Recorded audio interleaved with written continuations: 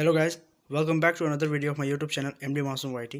तो आज का वीडियो जो है, ये जो वीडियो है बहुत ही ज़्यादा इंपॉर्टेंट होने वाला है क्लास 12th और 11th दोनों के स्टूडेंट्स के लिए, क्योंकि बहुत सारा क्वेश्चन 11th और 12th दोनों मिक्सअप रहता है। तो ये टर्म 1 के लिए काफ़ी अच्छा क्वेश्चन है, तो बिल्कुल वीडियो को पूरा देखिएगा। ठीक है, चलिए वीडियो को शुरू करते हैं। देखिए, सेट 1 है, मैं इसका 5 सेट है टोटल, तो एक सेट पहले करा चुका हूँ, ऑब्जेक्टिव वाला है। तो ये टर्म 1 के टोटल 15 ही क्वेश्चन आते हैं। ठीक है, वही 15 क्वेश्चन मैं दिया हूँ। देखिए, पहला क्वेश्चन क्या कहता है कि संचार क्या है। क्या पूछा है, व्हाट इज़ कम्युनिकेशन, संचार क्या है। और इसका मैं वीडियो कल ही बनाया हूँ, कल ही डाला हूँ, उसको आप चेकआउट कर लीजिएगा। संचार के बारे में, संचार क्या होता है, बातचीत, हाव भाव, विचार या ये सभी। तो ये सब के सब हो जाते हैं, क्योंकि संचार के अंदर सारा कुछ आता है, बात करना ये सब है ना, ये होता है। संचार के कितने प्रकार हैं, तो हम कल ही पढ़ाएं। संचार 3 टाइप्स के होते हैं। कौन कौन, मौखिक, अमौखिक और दृश्य संचार। तो इसका आंसर क्या हो जाएगा, 3। ठीक है, आगे बढ़ते हैं। नेक्स्ट क्वेश्चन क्या बोलता है, रेडियो किस तरह का संचार है। रेडियो कैसा संचार है, किस तरह पर हम लोग इसको करते हैं, किस तरह से करते हैं। तो रेडियो एक तरफा संचार है, दो तरफा संचार है, दृश्य संचार है, यस ये सभी है।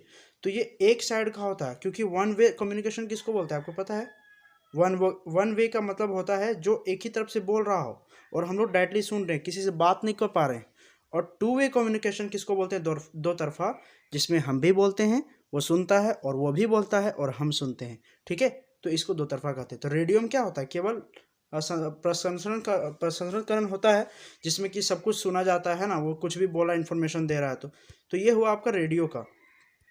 आगे बढ़ते हैं, सुनना क्या है। सुनना, ठीक है, क्या कहता है, एक कला है, एक क्रिया है, भाव है या कान है। तो ये एक तरह की क्रिया है, कुछ भी हम करते हैं। ठीक है, तो सुन रहे हैं किसी बातों को, किसी की बात को, तो क्या कर रहे हैं हम लोग, एक क्रिया कर रहे हैं।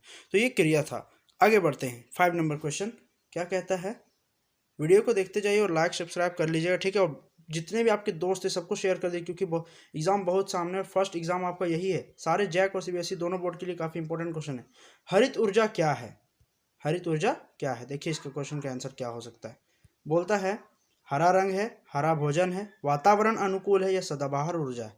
तो ये वातावरण के लिए अनुकूल ऊर्जा है, यानी इससे वातावरण को किसी तरह का कोई परेशानी, कोई नुकसान नहीं होता है। ठीक है, आगे, हरित ऊर्जा के कितने प्रकार होते हैं। तो हरित ऊर्जा के टोटल 3 प्रकार होते हैं। तो ये था आपका हरित ऊर्जा के प्रकार। तो हरित ऊर्जा कितने तरह के होते हैं बाबू, 3 तरह के। आगे बढ़ते हैं, नेक्स्ट क्वेश्चन पूछता है, जल ऊर्जा उत्पादन के लिए क्या चीज़ जरूरी है।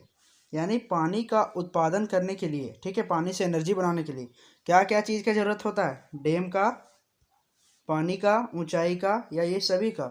ये तो सभी होता है, जानबे करते हो। अगर डैम बनाना चाहते हैं हम लोग, तो उसमें हाइट भी होना चाहिए। ठीक है, वहाँ से पानी भी मात्रा में अधिक आना चाहिए, साथ ही साथ एक डैम भी होना चाहिए, तभी ना पानी ऊर्जा बना सकते हैं हम लोग। नेक्स्ट क्वेश्चन क्या कहता है, कहता है प्रदूषण मुक्त ऊर्जा कौन है। क्वेश्चन नंबर 8वां, देखिए यहाँ। ठीक है, प्रदूषण मुक्त ऊर्जा कौन है। इसका मैं डाल दूंगा आपको, इसका लिंक डाल दूंगा, डाउनलोड कर लीजिएगा। प्रदूषण मुक्त ऊर्जा क्या है, या तो स्क्रीनशॉट लेते जाइए। ठीक है, पहला क्वेश्चन क्या बोलता है, प्रदूषण मुक्त ऊर्जा क्या है 8वां नंबर में। तो सौर ऊर्जा है, विद्युत ऊर्जा है, ताप ऊर्जा है या कोई नहीं। देखो, विद्युत सौर ऊर्जा जो होती है, ठीक है, उसमें थोड़ा मोड़ा कहीं ना कहीं आता है डिफेक्ट। फिर तो ये क्या था, प्रदूषण मुक्त ऊर्जा में आपका ताप ऊर्जा होगा। हीट एनर्जी में किसी तरह का कोई प्रॉब्लम ही नहीं होता है।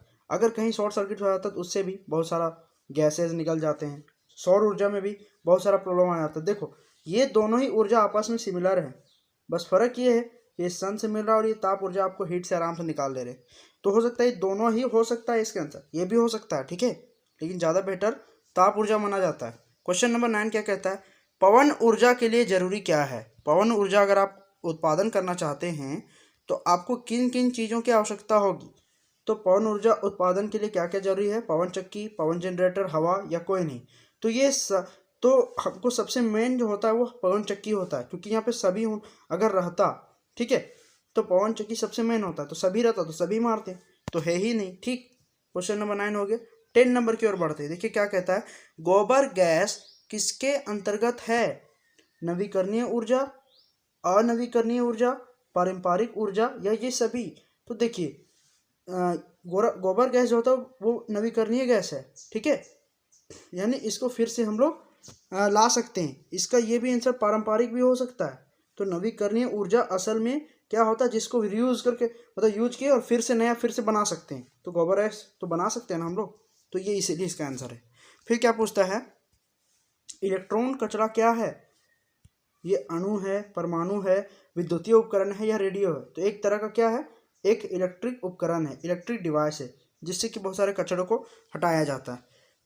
कचरा का निपटारण कैसे करें, ठीक है, ऐसे पूछता है। कचरा का विघटन कैसे करें? तो अलग अलग विघटन से एक साथ करके जलाना या फेंक दें, तो ये तीनों ही मेथड गलत हो जाते हैं, इसलिए एक साथ इनका विघटन करना चाहिए, ठीक है। ये हुआ। अब एक आगे और क्वेश्चन है 13 नंबर, उसके बाद 2 क्वेश्चन और बचेंगे।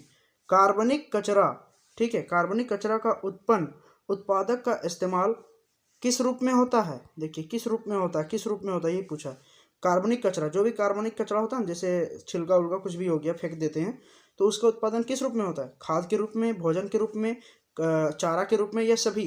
तो ये खाद के रूप में होता है, ठीक है, खाद के रूप में। आगे देखिए, बोलता है ड्रेस कोड क्या है? ये असल में कहाँ होता है? होटल मैनेजमेंट में अधिकतर है। तो ड्रेस कोड किसको कहते हैं? एक इकाई है, परिधान है, कोड भाषा है, ये सभी है। ये एक तरह का परिधान है, यानी हिंदी में ड्रेस कोड को परिधान कहा जाता है, ठीक है। 15 नंबर क्वेश्चन क्या कहता है, बॉडी लैंग्वेज क्या है? बॉडी लैंग्वेज किसको कहते हैं? भाषा को, विचार को, शरीर के हाव भाव को, या ये सभी को? तो ये सभी को, ठीक है, ये होता है। आई कांटेक्ट क्या होता है? आंख अंधा, आंख मिलाना, या ये सभी?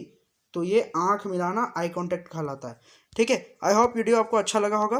वीडियो को लाइक और चैनल सब्सक्राइब करिए और अपने तैयारी में जुट जाइए, ठीक है। मिलते हैं नेक्स्ट वीडियो में, तब तक के लिए बाय बाय। अभी आज ही एक और वीडियो अपलोड होगा, ठीक है।